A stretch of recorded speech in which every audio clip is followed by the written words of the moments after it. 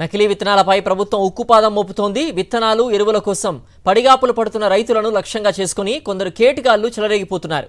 దీంతో అధికారులు ఎక్కడికక్కడ తనిఖీలు నిర్వహిస్తూ నకిలీ విత్తనాల సరఫరాను అడ్డుకుంటున్నారు. వరంగల్ జిల్లాలోని ఎరువు దుకాణాల్లో వ్యవసాయ, పోలీస్ శాఖ సంయుక్తంగా తనిఖీలు నిర్వహిస్తోంది. ఇన్వాయిస్లు, స్టాక్ వివరాలను అధికారులు క్షుణ్ణంగా పరిశీలించారు. రైతులను మోసం చేసినా, ఎక్కువ ధరలకు విత్తనాలు అమ్మినా కఠిన చర్యలు తీసుకుంటామని హెచ్చరిస్తున్నారు.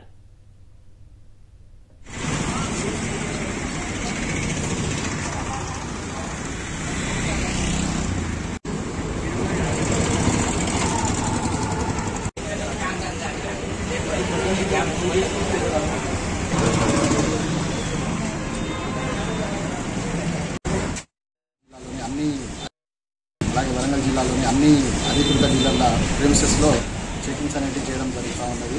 అలాగే వారి ఇంటి వద్ద కూడా చెకింగ్స్ అనేవి చేయడం జరుగుతూ ఉన్నది. వీటిలో భాగంగా మేము రైతులకు కొన్ని సూచనలు గ్రామాన మీటింగ్ పెడుతూ చేయడం జరుగుతూ ఉన్నది.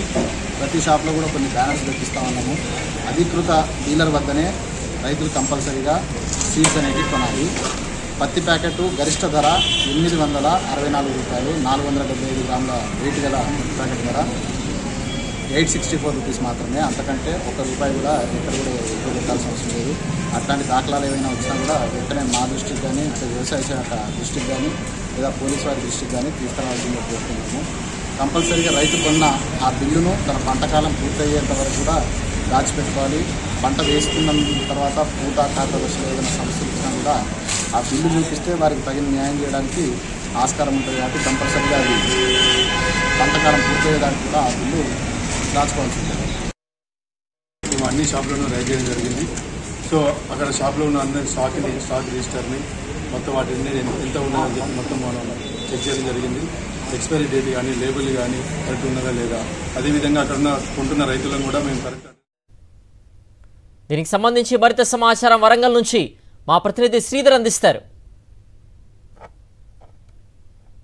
ఉమ్మడి వరంగల్ జిల్లా వ్యాప్తంగా కూడా రైతుల్లో కొంత ఆందోళన కనిపిస్తున్నది. కొన్ని కంపెనీలకు సంబంధించిన విత్తనాలే కావాలంటూ వస్తున్న డిమాండ్ నేపథ్యంలో ఒకే రకమైన కంపెనీలో అన్ని లక్షల ప్యాకెట్లు ఇవ్వలేమనేది కనిపిస్తున్నది. మొత్తానికి ఏదేమైనప్పుడు కూడా రైతులు ఉమ్మడి జిల్లా వ్యాప్తంగా కొన్ని చోట్ల ఆందోళన వ్యక్తం చేస్తున్నారు, కొన్ని చోట్ల బారులు తీరిన పరిస్థితి కనిపిస్తుంది. అయితే అగ్రికల్చర్ అధికారులు మాత్రం చెప్తున్నారు, ఏదైతే ఉమ్మడి జిల్లా వ్యాప్తంగా 13 లక్షల ప్యాకెట్లు కావాల్సి ఉండగా తప్పనిసరి ఇప్పటికే 8 లక్షల ప్యాకెట్లు వచ్చాయి, ఎటువంటి సమస్య లేదు. కావాల్సి ఉంటే ఏంటంటే రైతులు ఒకరికొకరు కోఆర్డినేషన్ చేస్తూ ఒకే కంపెనీ సంబంధించిన 2-3 డిమాండ్ ఉన్న కంపెనీలు అడగడం వల్ల మాత్రమే ఆ ప్యాకెట్ చేయించలేకపోయినా, అయినప్పటికీ కూడా ఎవరైతే డీలర్స్ ఎక్కడ దాచుకున్నా, ఒకవేళ ఎక్కడైనా పెట్టుకున్నా కూడా వాటిని కూడా తనిఖీ చేస్తున్నాం. పక్కా ఏదైతే ఎంఆర్పీ రేటుకు మాత్రమే రైతులకు అందేలా చేస్తున్నాం అధికారులు చెప్తున్నారు. ఇక్కడ చూడొచ్చు, మనం కొద్దిసేపటి క్రితం పోలీసులు అదేవిధంగా అగ్రికల్చర్ అధికారులు కూడా తనిఖీలు చేశారు. కొన్ని చోట్ల కూడా కొన్ని ప్యాకెట్స్ లభ్యమైన తెలుస్తున్నారు. చెప్పండి సార్, అసలు ఇప్పుడు రైతులు చెప్తున్న దానికి ఉన్న అసలు వాస్తవ సమస్య ఏంటి సార్? రైతులందరూ కూడా తప్పకుండా అధికృత డీలర్, అంటే సీడ్ లైసెన్స్ కలిగిన డీలర్ల వద్దనే కొనాలి. రైతులు కేవలం షాపులలో, లైసెన్స్డ్ ప్రెమిసెస్ ఉన్న షాపులలో మాత్రమే సీడ్ కొనాలి. మూడవది, తప్పకుండా బిల్లు తీసుకోవాలి. బిల్లులో వారి లాటు వివరాలు, వారు తీసుకున్న సీడ్ యొక్క లాటు వివరాలు, దాని ఎంఆర్పి కంపల్సరీ వారు ఎంత అమౌంట్ ఇస్తే అదే అమౌంట్ రాయించండి. ఎంఆర్పి కంటే ₹1 కూడా ఎక్కువకు తీసుకోవాల్సిన అవసరం లేదు. ఈ 3 విషయాలు తప్పకుండా పాటించాలి.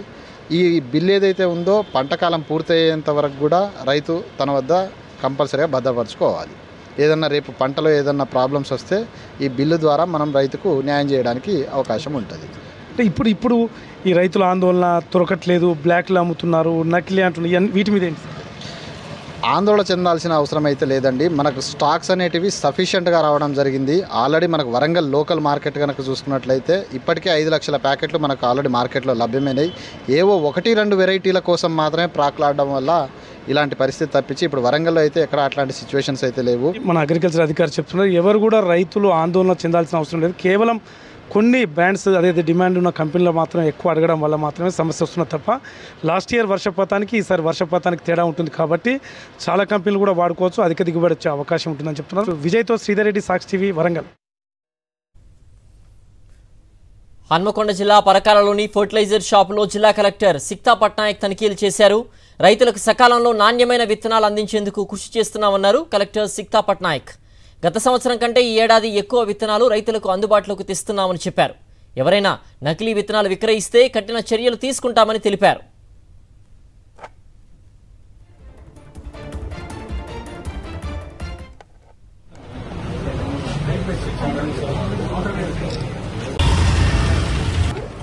Most common